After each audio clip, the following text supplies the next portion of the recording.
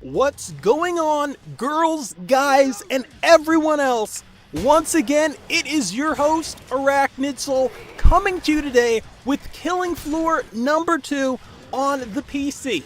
Before we get into the evening's proceedings, you know what I'm going to ask you to do. Hit that like, hit that thumbs up, and let the people know. And by the way, after you're done watching this video, feel free to go down into the comment section, leave a message, leave a comment, leave a question. I want to hear from you. But let's get into this gameplay. Killing Floor 2, running on the PC. This just came out. I've been excited for this game since last year because I'm a massive Killing Floor 1 fan. Now, if you're wondering what kind of specs you need on your rig to run this game, check out the lower right-hand corner. Your boy has got you. Now, if you played the first Killing Floor, you might have been able to run that thing on a toaster.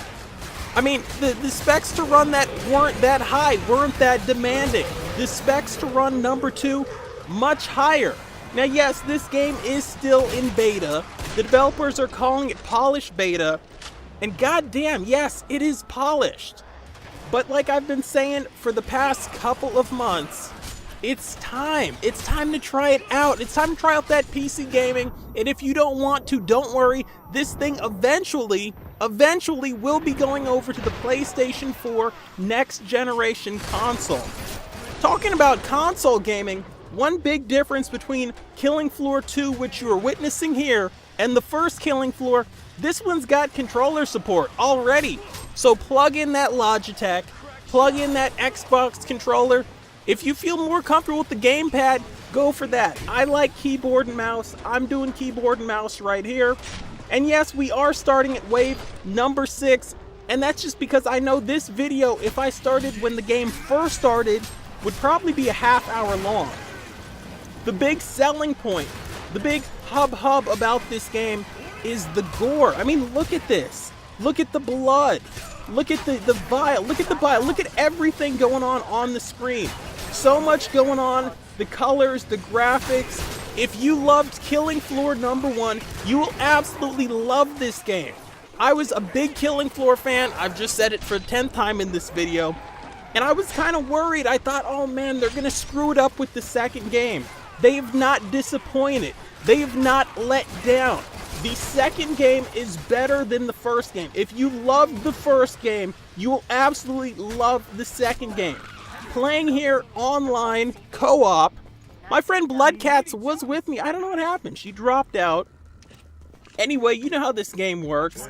There's rounds, there's waves, the Zeds come out, all sorts of monsters come out, and then in between waves, you go to the store and you want to upgrade your weapons. You want to buy better stuff. I'm going to heal some people here.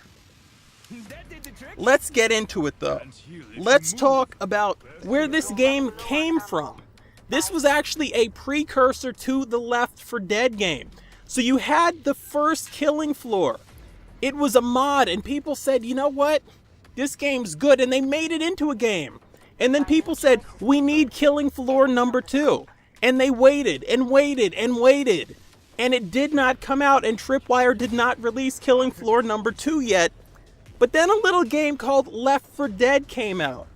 And when you see these big guys running around, they almost remind you of those boomers on Left 4 Dead. Well, this is where they got it from. And then people said, oh, we need another Left 4 Dead game. And guess what they got? They did get Left 4 Dead 2. And they played Left 4 Dead 2, and they still played Killing Floor. And then people started saying, you know what? We need a new Left 4 Dead game. And how ironic that they've got this. This is the new Left 4 Dead game. This is Left 4 Dead 3. It is Killing Floor 2. If you loved Left 4 Dead, if you loved Killing Floor, you will love this game. Go out now, pick it up. It costs $30 in the Steam store. Well worth it. I'm having a brilliant time with this game. A lot of people like indie games. A lot of people like AAA games. They like the indie games for the quality, for the gameplay, for the game life. And they like the AAA games for the polish, for the money put behind it. This thing has both. This thing feels like the best of both worlds. Look at this tanky sumbee. Hold on here. I gotta handle some business here. I'll be right back with you. Let's lay out. Let me take care of this dude.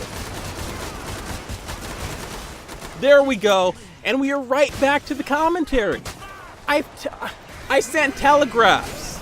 I went to FedEx. I went to the United States Postal Service. Hell, I sent things by Pony Express. I told all of these zombies, all of these monsters, all of these beasts that Arachnid Soul, your boy, intellectual, voracious, and passionate about kicking some Zed ass as always, was coming for him today.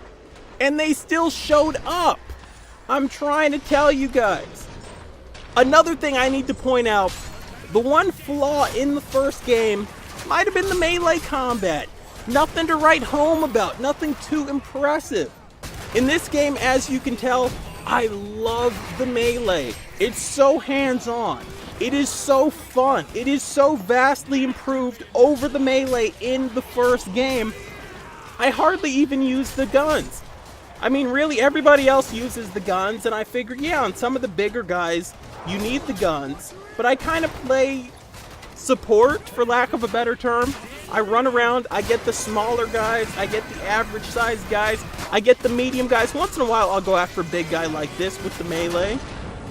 But it feels so good. See what's going on in here. Okay. Got a couple of those little arachnids coming in, cheap plug. I'll let this guy take care of it.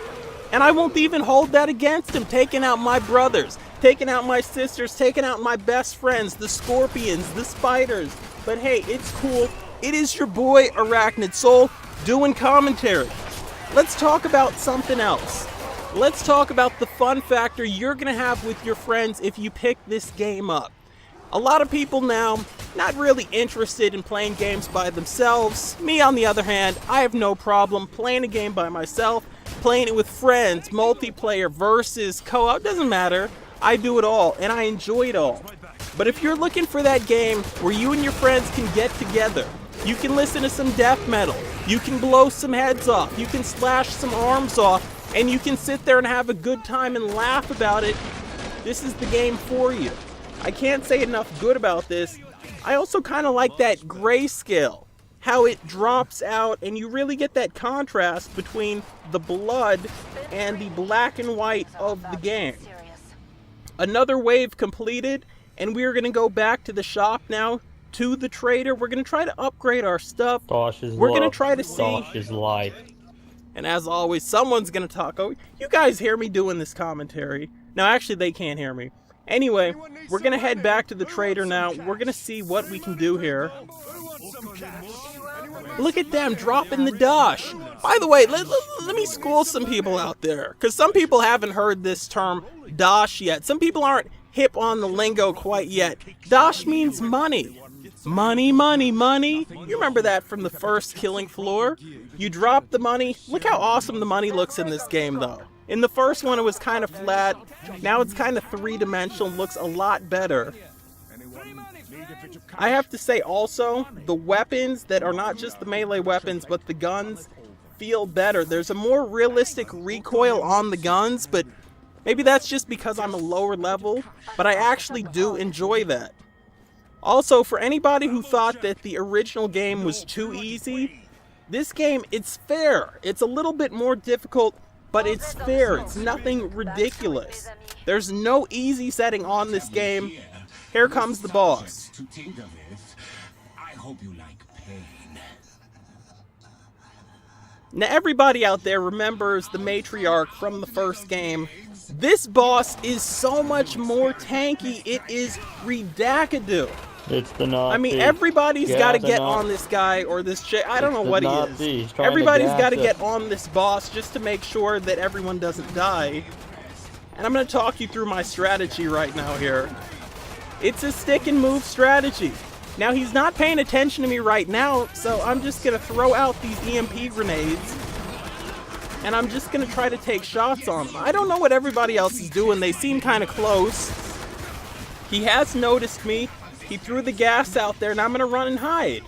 Because sometimes, almost like you're playing League of Legends, you got to know when to run and hide. You got to know when to hold up. Know when to fold up. No, we're not making that Kenny Rogers reference again like the Titanfall video. Everything goes black and white. You go into the bullet time.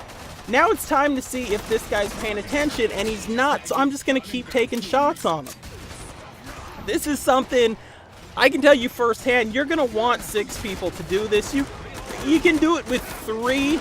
This is on the normal difficulty. You might be able to do it with 2, even though I haven't been successful in doing it with just 2 people yet. But with 6 people, especially when everyone crowds around, just stand back. The guy throws smoke, the guy throws grenades. I don't understand why you would want to all hang out in one spot so he can hit everybody all the time with all his attacks. But basically, I use that to my advantage, and the only thing that kind of bothers me is when everyone comes and stands by where I'm standing, because eventually they figure out the boss isn't focused on where I am, so let's go over there. But the reason he's not focused on where I am is because I'm by myself. You see that French flag there? I believe we're playing the Eiffel Tower, so I don't know what this level's called. In any case, if we were playing the first Killing Floor, anyone who's played it knows the boss would be dead by now. I'm having to reload. I'm trying to be smart about it and not run out of ammo. I talked a little bit earlier on about how I'd like to use the melee combat, but I don't dare try to melee this guy. Look at all that blood and gore out there. Kill him. One of the things the Avenge devs with have the already power of said, Daw. you know, there are certain countries in Asia, maybe Australia as well, which, yes, I know that's not in Asia. I didn't just say that. Rewind the video. But they're going to have to censor this game maybe. Maybe like the Manhunt games, because there's so much violence and so much gore. So if you live in any of those regions, there's a heads up there. You can actually go to the Steam page and you can read about any potential places where they might have to censor this game down the road. And I'm going to keep taking shots on this boss. Sometimes it's not real easy to see him out. Look at that. He threw out some dynamite, so I'm going to jump. I'm going to get away from him. I don't know why the other guy jumped towards the dynamite, but in any case, it is what it is. And that is how you spell victory. Once again, it has been your host, Arachnid Soul, intellectual, voracious, and passionate, as always, about showing you Killing Floor 2. Follow me on Twitter at Arachnid Soul. Like, comment, hell, hit the subscribe if you enjoyed this, and I will catch you girls, guys, and everyone else in between later. And the other ready to ponderously waddle into action should the test suddenly become a knitting contest. What are the controls? I got this. Yeah, that's what I'm asking. Okay.